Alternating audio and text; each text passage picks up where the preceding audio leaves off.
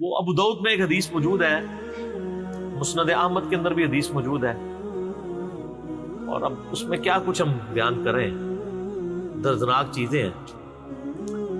ایک تو ان روایتوں کے اندر درد ہے، اور پھر جو محدثین لکھ رہے ہیں نا، انہوں نے جو کچھ اس کے ساتھ یعنی انجینئرنگ کرنے کی کوشش کی ہے نا، وہ بھی بڑا خطرناک ہوا۔ مثلا ابو داؤد حدیث لے کے آتے ہیں، میں نے اس کربلا والے ریسرچ پیپر میں بھی ڈالی ہوئی ہے، یہ عشرہ مبشرہ والی، اور اس میں وہ کیا کرتے ہیں، وہ آپ میرا ایک کلپ بھی ویسے چڑھا ہوا ہے یوٹیوب کے اوپر، سنی اور شیعہ کتب میں حق چھپانے کی 2 مثالیں، لاکھوں لوگوں نے وہ کلپ دیکھا ہے۔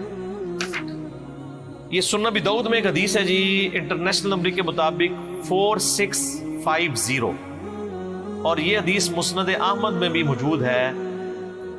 شیخ البانی، شیخ زبیر لیزئی، شیخ شعیب آرنوت، تمام محدثین نے اس کی صحت کے اوپر حکم لگایا کہ یہ صحیح حدیث ہے۔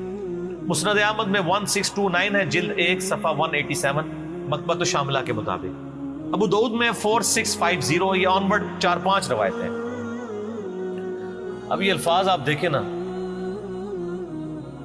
تابعی کہتے ہیں سیدنا ابن حارث، وہ کہتے ہیں کہ میں فلاں شخص کے ساتھ کوفے کی مسجد میں بیٹھا ہوا تھا۔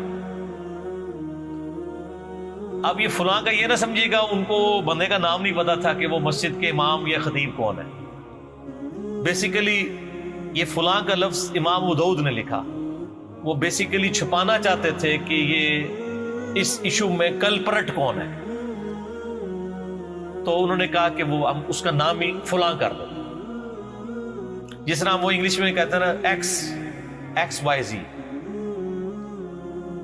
لیکن یہی حدیث جب مسند احمد میں آتی ہے نا، تو اس میں فلاں کا نام بھی ہے کہ وہ کون ہے۔ تو ابھی آپ یہی مزہ لیں کہ فلاں شخص کوفے کی بڑی جامع مسجد میں پلنگ پہ بیٹھا ہوا تھا۔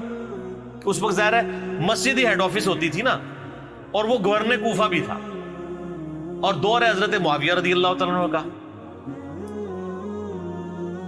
تو سعید ابن زید یعنی حضرت عمر کے جو بہنوئی ہیں، اولو العزم صحابہ میں سے، وہاں تشریف لائے، تو اس فلاں شخص نے انہیں خوش آمدید کہا اور تخت پر اپنے پاؤں والی طرف ساتھ بٹھا لیا۔ باقی لوگ زمین پہ بیٹھے تھے، انہوں نے تخت مسجد میں بٹھایا ہوا تھا، کوفے کی بڑی جامع مسجد میں۔ تو وہ ہیڈ آفس بھی تھا اور مسجد بھی تھی۔ یعنی یہ آج جو مفتیوں کا آپ کو روب نظر آتا ہے نا کہ وہ 7 بندے ہوتے ہیں، یہ شروع سے ہی چل رہا ہے اس طرح۔ مسجد میں انہوں نے تخت سجایا ہوا ہے اور بیٹھے ہوئے ہیں، باقی سب نیچے بیٹھے ہوئے ہیں۔ یہ ہم ہی حوصلہ کریں کہ آپ کو بھی کرسیوں پہ بٹھایا ہوا ہے، جو نیچے بیٹھے مجبوراً بیٹھے ہیں، اگر کرسیاں تو باقی بھی بیٹھ جاؤ۔ آپ بنو امیہ سے نہیں ہے نا۔ اچھا، تو وہ کہتے ہیں کہ اتنے میں کوفی شخص آیا جس کا نام قیس بن علقمہ تھا، تو اس فلاں شخص نے بھی اس کا بڑا استقبال کیا، اور اس کے بعد اس قیس بن علقمہ نے مسلسل گالی گلوچ شروع کر دی۔ اس پر سعید ابن زید نے اس فلاں شخص سے پوچھا، یعنی وہ کوفے کا جو متولی تھا گورنر، اس سے پوچھا کہ یار یہ کس کو گالیاں نکال رہا ہے، نعوذ باللہ، مسجد میں ہو۔ تو اس فلاں شخص نے کہا کہ یہ سیدنا علی ابن ابی طالب کو گالیاں دے رہا ہے۔ یہ سیدنا تو میں نے کہا، اس نے کہا یہ ابن ابی طالب کو گالیاں دے رہا ہے، نعوذ باللہ، مسجد میں۔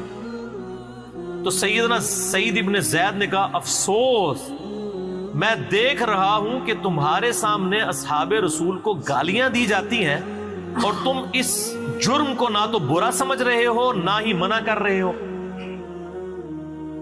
اللہ، جبکہ میں نے خود نبی صلی اللہ علیہ وآلہ وسلم کو یہ فرماتے ہوئے سنا ہے، اور میں کوئی من گھڑت بات آپ کی طرف منسوب نہیں کروں گا کہ قیامت میں نبی علیہ السلام سے ملاقات ہو تو مجھے شرمندگی اٹھانی پڑے کہ میں نے آپ کی طرف کوئی غلط بات منسوب کر دی۔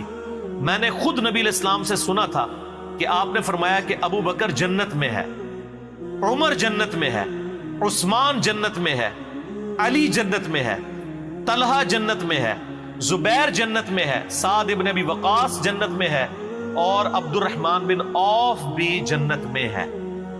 اور اگر میں چاہوں تو 10ویں خوش نصیب کا نام بھی بتا سکتا ہوں۔ ادھر انہوں نے 9 نام بتائے، اور 9 میں سے 8 صحابہ ہیں اور ایک نبی علیہ السلام ہے، اور وہ کہتے ہیں میں 10ویں کا نام نہیں بتاتا اس والی یعنی طریق کے اندر جو ہے ابو عبیدہ ابن جرح کا نام نہیں ہے. پھر سعید ابن زید خاموش ہو گئے تو کوفے کی مسجد میں آوازیں بلند ہوئی کہ بتائیں وہ 10واں آدمی کون. تو انہوں نے کہا 10واں شخص میں ہوں، سعید ابن زید. انہوں نے عاجزی کی، اپنا نام نہیں بتانا چاہتے تھے. اور اس میں مسند احمد میں الفاظ ہیں، جب لوگوں نے کہا تمہیں اللہ کی قسم دیتے ہیں، تم نے کہا اللہ کا نام بہت بڑا ہے. تو سنو وہ 10واں شخص میں ہوں جس کو نبی علیہ السلام نے جنت کی بشارت دی تھی. پھر فرمایا تم سب سن لو، جس شخص نے نبی علیہ السلام کے ساتھ جہاد کیا اور اس کا چہرہ غبار آلود ہوا، تم میں سے کسی کے ساری عمر کے نیک اعمال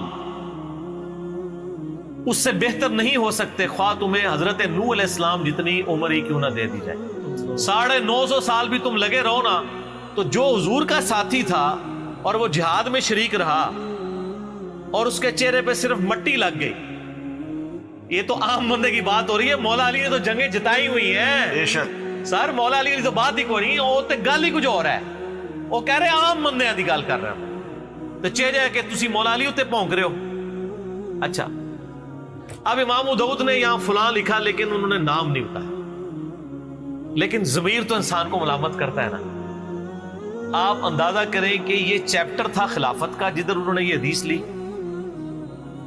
اور اس میں یہ سارے ٹاپک ڈسکس کر رہے ہیں. اچانک نا یہ ساری حدیثیں لکھنے کے بعد نا ایک حدیث لے آتے ہیں وہاں. پہلے حدیث لے کے آتا ہے امام ابو داؤد کہ نبی علیہ السلام نے فرمایا کہ جن لوگوں نے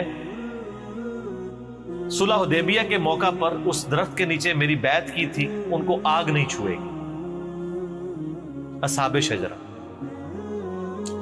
پھر اس کے بعد اچانک ایک حدیث لے کے آتے ہیں کہ صلح حدیبیہ کے موقع پر جب سہیل ابن عمرو نبی علیہ السلام کے ساتھ معاہدے کے لیے آیا تو بار بار آپ کی داڑھی کی طرف ہاتھ بڑھاتا تھا. ان لوگوں کو عادت ہوتی ہے نا داڑھی پہ ہاتھ رکھ کے بات کرنا ہے تھوڑی پہ.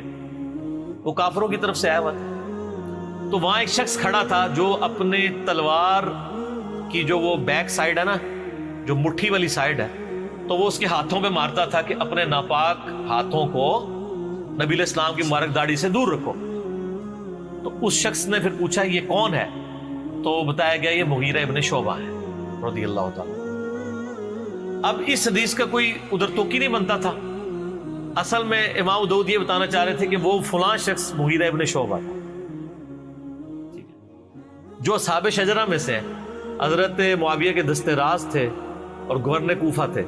یہی حدیث مسند احمد میں جب آئی ہے 1629 جلد 1 صفحہ 187 مکتبۃ شاملہ کے مطابق، اس میں تو واضح الفاظ ہیں کہ وہ کہتے ہیں کہ میں جو وہ کوفے کی جامع مسجد میں گیا تو وہاں پہ مغیرہ ابن شعبہ بیٹھے تھے اور اسی طریقے سے ان کے سامنے جو ہے نا وہ گالیاں شروع ہو گیا قیس بن علقمہ. اور وہاں پہ یہ بھی الفاظ ہیں کہ انہوں نے 3 دفعہ کہا اوئے مغیرہ اوئے مغیرہ اوئے مغیرہ. تو نبی کا صحابی ہو کے یہ کام کروا رہا ہے اپنے سامنے. چلو کسی اور بندے کو تو زیب دیتا. یہ سر کوئی ایرانڈ فڈڈ لوگ نہیں تھے جو صحابہ کرام پہ لعنت کروا رہے تھے مسجد میں بیٹھ کے. یہ وہ لوگ تھے جن کے آپ جھوٹے دفاع کریں. اور یہاں پہ تو اوئے مغیرہ ہے نا. دوسرے طریق جو ہے نا سنن نسائی الکبریٰ کے اندر سنن ابی داؤد میں کہ ڈیٹیل میں نے سارے اس ریسرچ پیپر میں واقعہ کربلا کا حقیقی پس منظر 72 صحیح الاسناد احادیث کی روشنی میں اکثر احادیث بخاری مسلم سے جمع کی 200 روایتیں آپ ڈاک میں مفت منگوا سکتے ہیں.